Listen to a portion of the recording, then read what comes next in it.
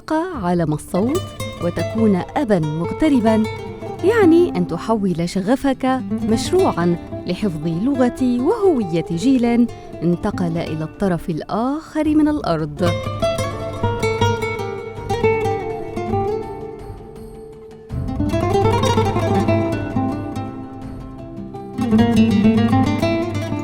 أبي سكر ورحلة قناة الأطفال العربية التي ولدت في أمريكا. اسمي أبي سكر، مواليد 1982، يعني هلا صار عمري 35، حصير 36 سنة، من الشام، دمشق. صار لي تقريبا بمجال الصوت حيصيروا فوق ال 18 سنة. من سنة 2000 بلشت بعشق كل شيء اسمه صوت من وقت كنت صغير، كل شيء له علاقة بأي شيء صوتي، من أيامات الكاسيت ومن أيامات يعني الشغلات البسيطة انتهاء بالمكسرات الكبيرة والأجهزة والكذا. بيستهويني كتير يعني من وقت كنت صغير.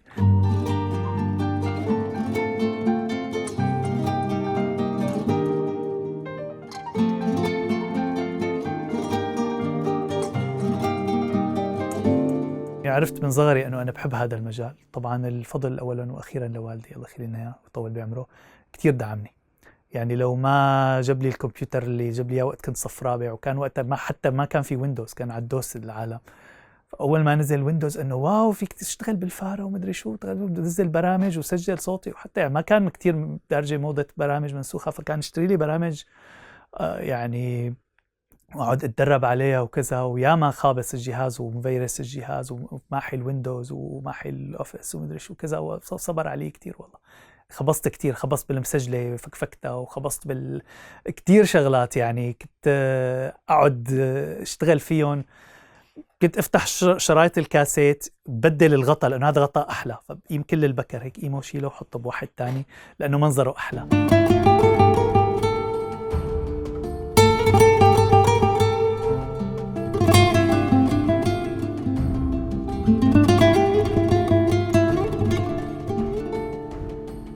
طفولتي كانت بشكل عام يعني الحمد لله منيحة جيدة. عائلة متفهمة، الجو حلو وكذا، عم نحاول نكون شاطرين بالدراسة وكذا. والدي كان يسافر كتير، سكننا بكتير بلاد. يعني سكننا أول شيء بصنعاء باليمن شيء 9 سنين، سكننا بأبها بالسعودية، بعدين بالرياض، قبل كنا بجدة بس يعني ما بوعى عليها، كنت كتير صغير. بعدين انتقلنا رجعنا على الشام. ما بين السفر وتغيير البيوت، يعني حتى بكل مدينة أيام ننقل مرتين 3، ساعدني هالشيء أعمل علاقات، أعمل أصدقاء كتير، أتعرف على كتير عالم، وشوف الناس مختلفين، مختلف الناس، ويعني حتى اللهجات هي يعني يمني ولا سعودي ولا كمان. هي شغلة كانت حلوة منيحة لنا. I feel like I made a personal connection with Obai when he asked me to have my fiance babysit his children for him, and his kids loved my fiance Brittany very much, and I feel like it was a good way to go beyond a friendly experience to more of a personal one, you know, to sort of bring him closer to my family.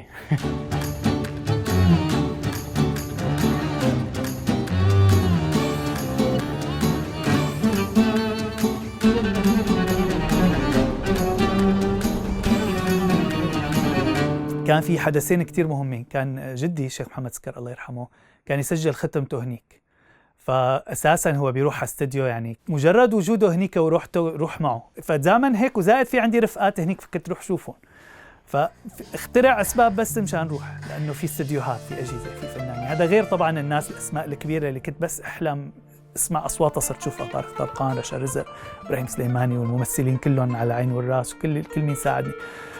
It was about a year and a half ago. I was driving for work and flipped my car over. Someone came into my car, flipped it completely over. I was terrified and just just very scared. I could have died easily, and Obai came to my rescue. He came right out with everything I needed and talked to me, calmed me down, everything like that. So I mean, he's more than a business, you know, coworker. He's a friend of mine, and I'm very, you know, grateful for him to be in my life.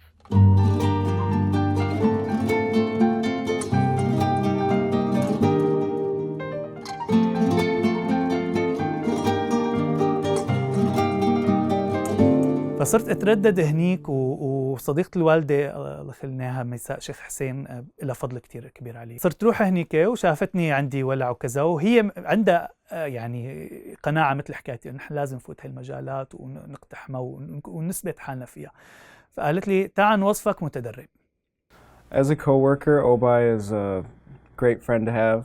He's always willing to help anybody out. He's eager to learn new things and be helpful whenever he can. I find it a great pleasure to work with Obai, and I'm happy every time I see him here at work. صرت أنا سجله لجدي. تعرفت على الأجهزة. هلا الاستوديو اللي كان يسجل فيه اسمه استوديو 3، هو كان في عدة استوديوهات بمبنى الزهرة. هذا الاستوديو جايبين إنجليز خصوصي مركبينه من بريطانيا، مكلف ملايين، وكان مو مسموح يفوت عليه غير كذا شخص. فأنا كنت من الناس القلال اللي انسمح لهم يفوتوا على الاستوديو لسببين. أولا أنه أساساً جدي كان عم يسجل هناك، ثانياً بسبب أنه أنا لي مراء بالتكنولوجيا وكذا، صرت فوت اقرا الكتالوج وصرت اقول لهم بتعرفوا انه هذا الميكسر بيعمل هيك هيك هيك؟ انه والله هيك بيعمل؟ اي والله. بتعرفوا انه فيكم تعملوا هيك بدي شو؟ وكان في جهاز ماك محطوط على جنب، ما كتير عالم بيشتغلوا عليه، تعالوا نفعل هذا الماك. كان وقت التسجيل على بسموهم ايدات، شريط بيسجل 8 تراك، ما كان كتير دارجه التسجيل على الكمبيوتر. انه لا هذا كمبيوتر بتسجلوا تركات عليه. يا اخي ليش اللبكه لك؟ إيه قدامك بتشوفها انت، قدامك الويفي وكذا بدي شو كذا.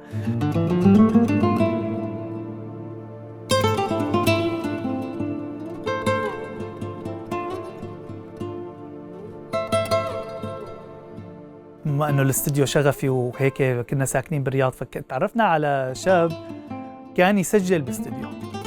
فهذا الزلمه صار انه واو، هذا طبعا قبل ما افوت على استوديوهات وشوف في حياتي استوديو حقيقي او شيء، انه هذا بيروح بيسجل باستوديوهات، هذا لازم يكون اعز صديق لإلي.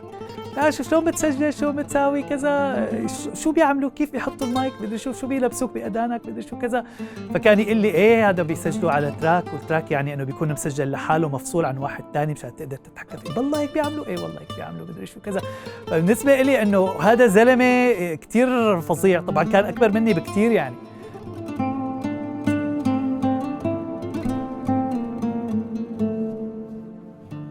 أثناء شغلي مع سبيس تون قرروا يفتحوا قسم اسمه تايجر برودكشن، شركة جديدة كان مديرها مناح حجازي الله يذكره بالخير، أستاذي الكبير ويعني عن جد مثل والدي.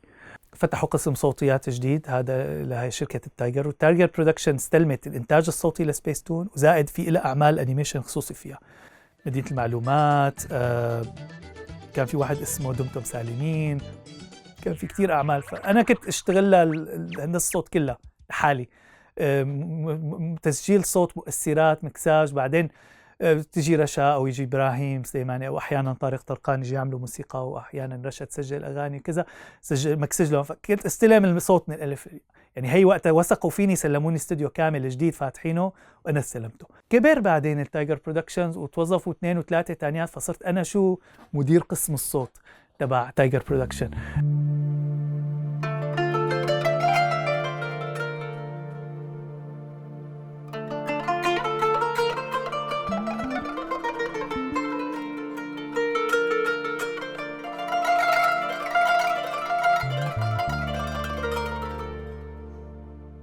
طلعت من سوريا 2012 تقريبا، شهر 10 2012، رابع يوم العيد الكبير، طلعنا على تركيا. عدنا قريب السنتين إلا شهر تقريبا بتركيا. اشتغلت مع راديو الكل، ساعدت بتأسيسه وجبت الأجهزة وركبت الاستديوهات وجبنا الفريق وأسسناه. طلعت من سوريا تركيا دينت مصاري، وطلعت من تركيا لأمريكا كمان دينت مصاري، فمو بس من الصفر، من تحت الصفر يعني. اجيت أنا شبه ما عندي شيء، مو ما عندي شيء، أكيد ما عندي شيء، تحت الصفر دينت كومة مصاري. قعدت فترة منيحة عند أهلي لبين ما وقفت على رجلي يعني، وأخذت بيت لحالي وهيك، فكتير دعموني أهلي كمان. قعدت معهم بنفس المدينة هلا بفلنت هون بميشيغان، وأنه بلشنا وبدي أسس مشاريعي. أوريدي عندي شركة اسمها أوديو بلاسي فاتحة بالشام.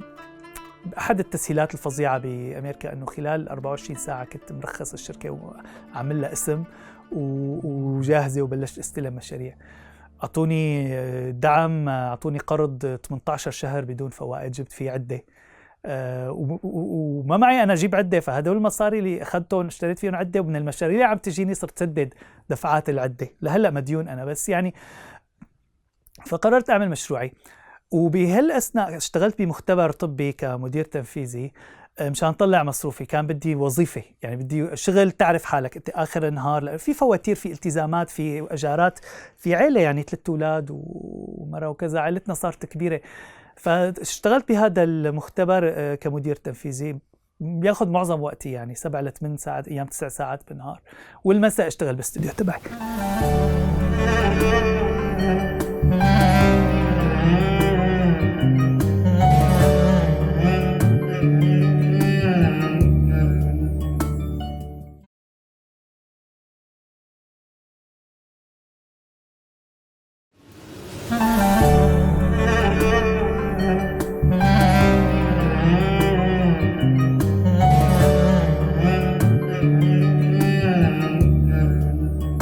As far as coming to the United States and doing what Obay is doing, I mean, YouTube is huge right now, so creating a channel, I think he could go, I mean, to any heights just because that's huge, and I know a lot of people that make a living off of that, so I think that's wonderful. As far as him working here instead of there, I'm not sure the different circumstances, so I'm not quite sure on that, but I think in the US he could go to great heights, definitely. For me, taking on a journey like that is unimaginable. I don't think that it's easy. Definitely, I wouldn't know where to start, but obviously Obay came here, and I know he went to college for music, so he came and pursued what he loved, and it's working out for him at least a little bit so far. So if I were going to try something like that, I would ask Obay what to do. فكان لازم فكر بشيء إنتاجي، كان من واقع الحاجة، من واقع السوق، أنه أولاً كنت شوف أولادي متبسمرين على اليوتيوب عم يتفرجوا على قنوات الأطفال، زائد قنوات الأطفال العربية اللي محترمة لكواليتي عالي قلال، ما بدي أقول ما في، يعني بيكون واحد كذاب إذا ما بينظر للواقع والسوق والمنافسة. بس أنا بدي فوت هالمجال، وأساساً شغلي الطويل مع سبيستون ومجال الأطفال وكذا، حسيت حالي أنه أنا بقدر استلم هيك مشروع.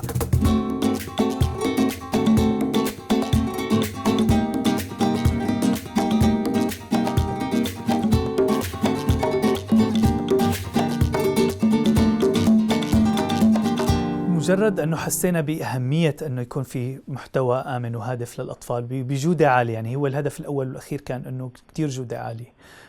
وأنا عندي قناعة بحياتي، وإن شاء الله يعني تثبت، إن شاء الله هلأ أثبتت فعاليتها، وإن شاء الله أكثر تثبت فعاليتها، أنه الشغل الحلو الكواليتي الحلو بينجح، بيجيب مردود.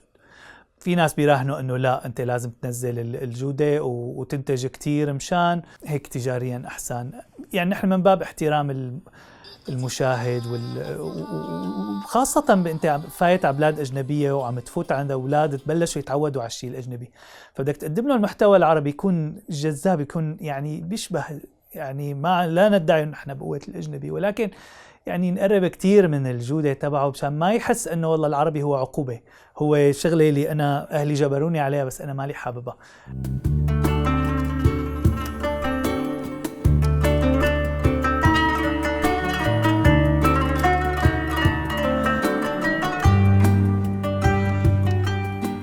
I have talked to Obay about his Karaza channel since it was not so big, and before the first video came out, he was telling me about that, how it was for young children, and I've been a supporter of the channel ever since it came out. I've watched all the videos, liked them all, and you know, I think it's a great thing that he's doing. I'm so glad to see that it's gotten very popular and gotten attention that it has.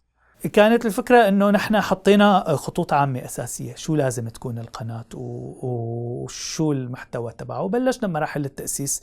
جمعت الفريق، معظمه كان ناس زملاء عمل سابقين كانوا مع بسبيستون أو بنيو بوي، أو يعني شغالين بمجال الأطفال على الأقل 10 سنين فما فوق. وجمعنا فريق مختلف، ما بين استشاريين نفسيين، ما بين دكتوراه باللغة العربية، ما بين ناس أنيميشن وتحريك كتابة كلمات ألحان، وأنا بهندسة الصوت، ومرتي ساعدت كتير بالرسم، وفي فريق كامل أنيميشن وهيك. فيعني بلشنا اجتمعنا مع بعضنا بنأسس القناة. ما كنا معتمدين بصراحة على اسم كرزة بالبداية، كان يعني مجرد أنه عم نحط أفكار.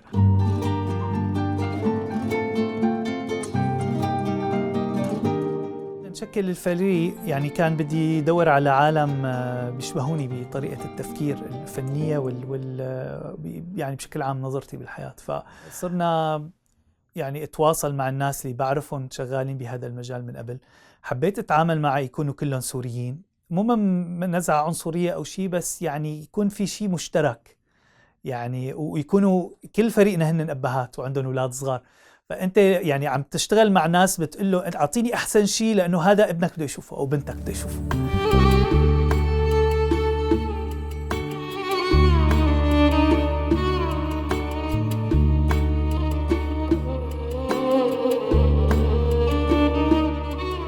I think Obay is a very driven person. I know he does a lot of projects on his own as well as working here at the lab with us.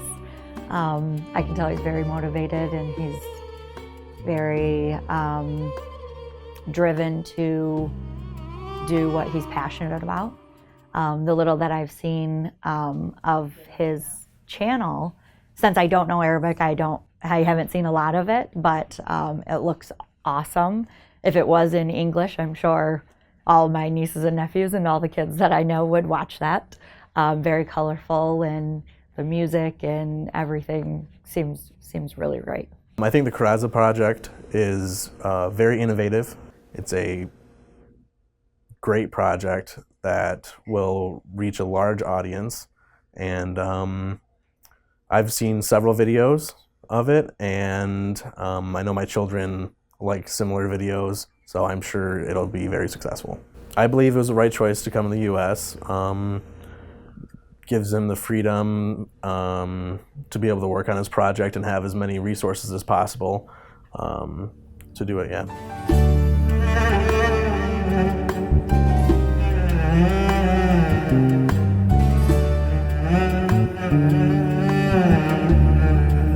هلا في صعوبات وفي تسهيلات انك تشتغل مشروع خاص ببلد مثل امريكا.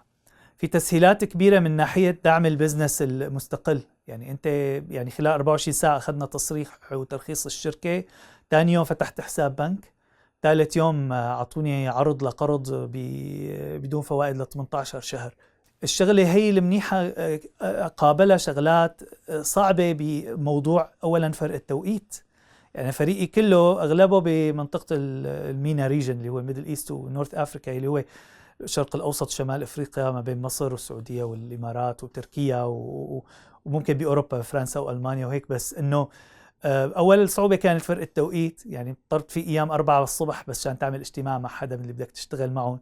دائما في فرق 24 ساعة ما بين ما تعطي الشغلة لتجي لك لترد عليها، فالبرودكشن فيه شوية هيك بيحزق شوي أحيانا. أحد القصص الطريفة ما بتوقع أني ذكرتها بأي مقابلات سابقة بأي مكان سابق، هي أنه احنا كنا ناويين نسميها بيسا نو القناة. ليش بيسا نو؟ لأنه بيسا وقطة، وصممنا الكاركتر الأساسي أنه قطة وعملناهم حيوانات أرنب وقطة ومدري شو، واشتغلنا كامل الهوية كاملة على أساس الحكي. بيجينا واحد من رفقاتنا بيقلنا بتعرفوا أنه بيسا بالمصري يعني حشيش، وما بعرف مزبوطة الحكي ولا لا، بس أنه يعني بلالكم ياها ومدري شو كذا. رجعنا نقطة الصفر مدري شو، قال شو بدنا نساوي. بعد عدة أفكار وكذا قررنا نكون الثيم له علاقة بالفواكه، فكرزة وتوتة ومشمش سمينا القناة كرزة. I sometimes envy Obay's passion when it comes to his projects because sometimes someone might lose faith or start to get discouraged, but when Obay puts his mind to something, it will happen. كمان أحد الصعوبات بأمريكا هي إنه لاقي ناس من الجالية بيحكوا عربي تقدر تستعملهم يعني للأداء أو للتمثيل أو للغناء أو اللي هو، ويكونوا قوايا وما بينشتوا ويعني موهوبين وبنفس الوقت قراب منك وهيك.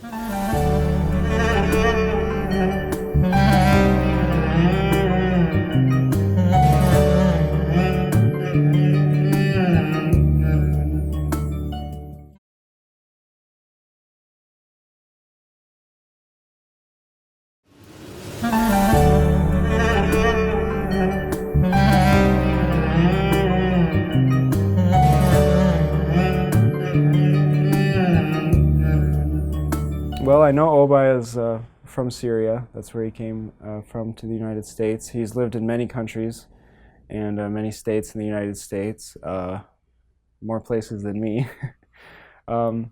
Unfortunately, I'm aware of some of the stuff that's happening in Syria. It's quite sad. Frankly, I don't know a lot about the why the conflicts are happening and stuff like that, but I feel like it would just make me sad to know about, so I try to avoid it. I think his most striking quality is he's very dependable. Whether it's within work hours, outside work hours, if I or anyone else ever needs anything, I know I can definitely call him and get his opinion, help, anything, no matter what time it is. I think it was very brave. I'm not surprised because Obai, once he puts his mind to something, gives it absolutely everything he has into it.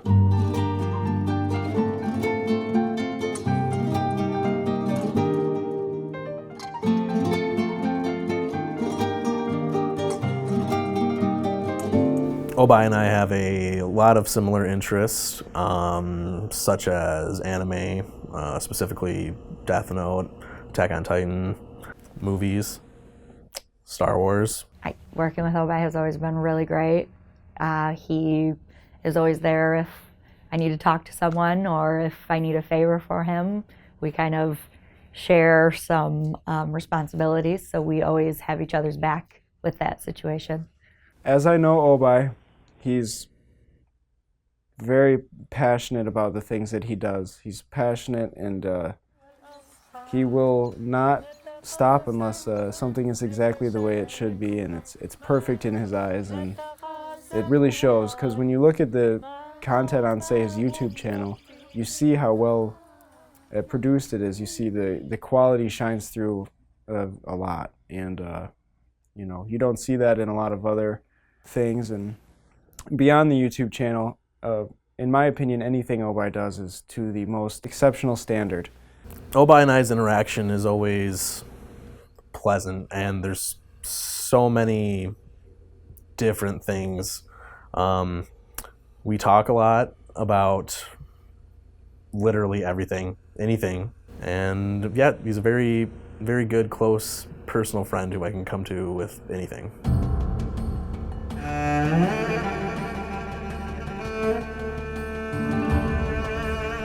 أبي أب ل4 أطفال، طه، ميس، إبراهيم، وأصغرهم كرزة ذات العمر الواحد. يمضي آملاً أن تصل كرزة لكل بيوت الجاليات العربية في المغترب.